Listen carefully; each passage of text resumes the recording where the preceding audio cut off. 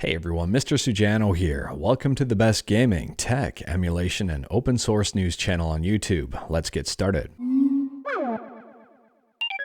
Alright, we'll kick things off talking about PSP emulation with PPSSPP, and we talked about this one when version 1.16 was released. And then we talked about it again when version 1.16.1 was released. And we're talking about it again when version 1.16.2 has just released. So for reference here, version 1.16.1 was released on September 12th and contained a whole bunch of bug fixes when compared to version 1.16. And we've got a number of bug fixes here for version 1.16.2. So if you're using PPSSPP, you may want to pick up the latest version. Next up, we're talking about Nintendo 3DS emulation on Android with Citra, and I get asked this question quite a bit. No surprise here, I noticed it popped up over on Reddit emulation on Android. I'll drop a link to it in the description below. This person asks, Citra MMJ or official Nightly Canary? And my answer here is simple and straightforward.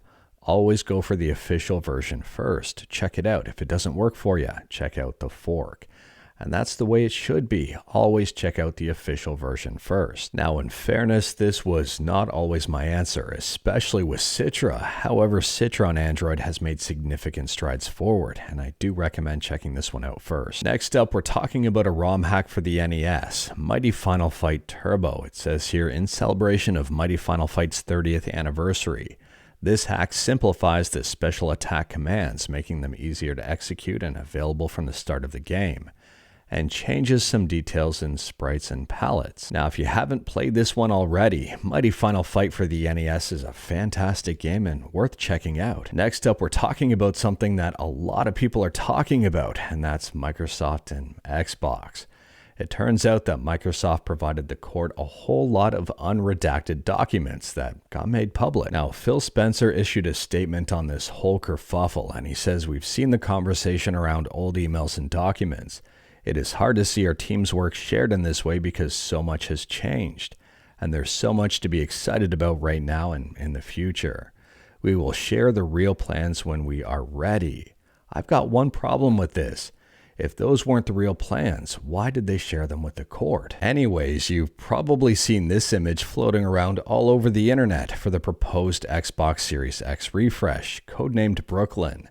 They say here, Brooklyn will deliver 4K Gen 9 console gaming with more internal storage, faster Wi-Fi, reduced power, a more immersive controller, and a beautiful redesign that elevates the all-digital experience of the Xbox ecosystem. So there are a couple of things to unpack here. First and foremost, I don't know how they can call this an Xbox. It's more of an X cylinder. Secondly, it appears to be all around a little bit better than the Xbox Series X. Thirdly, and surprisingly, there's no price increase. It's the exact same price. And lastly here, and not surprisingly, but a lot of people are upset about it, it's all digital. There is no disc. And unfortunately, that's where gaming is headed. It's very rare to have a game complete on disc nowadays. A lot of the time it's got to download something from somewhere. On top of that, you've probably seen this image floating around the internet as well, and it's of the brand new proposed controller. Visually, it's a little bit different. It's two-tone. They say it's quieter. The thumbsticks are modular, which is a huge plus in my books.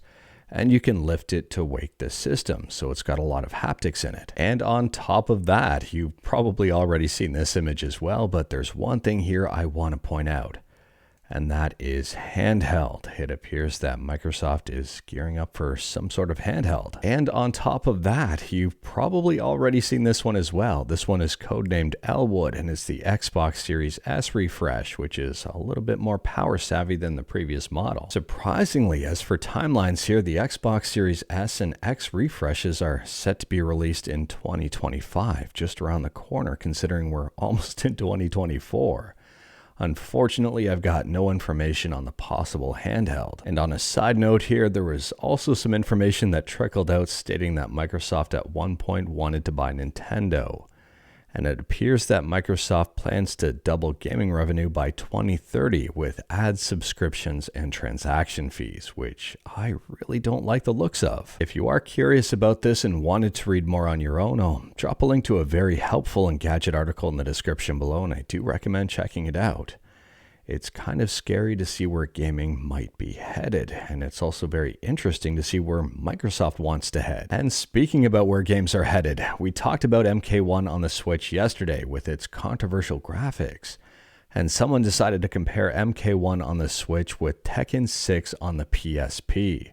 There's a 16-year difference between these two games. You tell me which one looks better in the comments below. Next up, we're talking about F-Zero 99, and Oatmeal Dome has done some data mining, and apparently there's going to be a couple of brand new modes. Arcade mode and survival mode.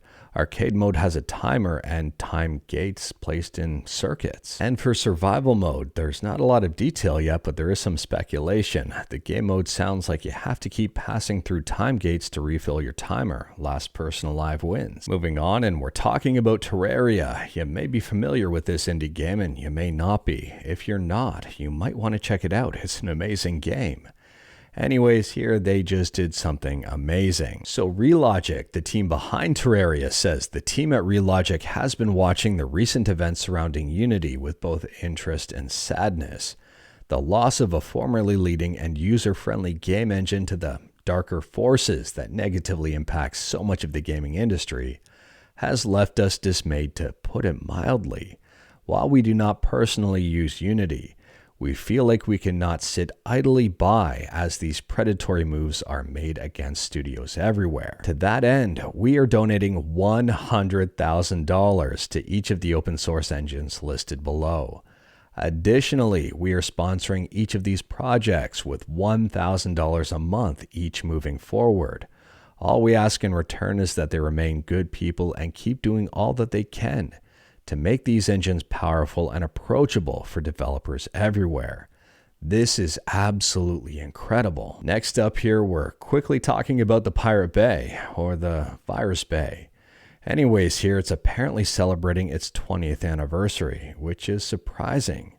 I'm surprised this website lasted 20 years given its popularity and the fact that a lot of people want to shut it down. And last up here, we're talking about Starfield, and modding has really taken off for this game over on Nexus Mods. There have been recent Star Wars mods surfacing here, one for The Mandalorian, and another one replacing all of the police with stormtroopers. But anyways, that is all I've got for you in this one. Straight to the point, all stuff and no fluff. We talked about a bunch today. Let me know your thoughts about absolutely any of it in the comments below. If you like this video, leave a like. If you didn't like this video, leave a like. Hit that subscribe button. Check out my other videos. Don't tempt fate. Save your state.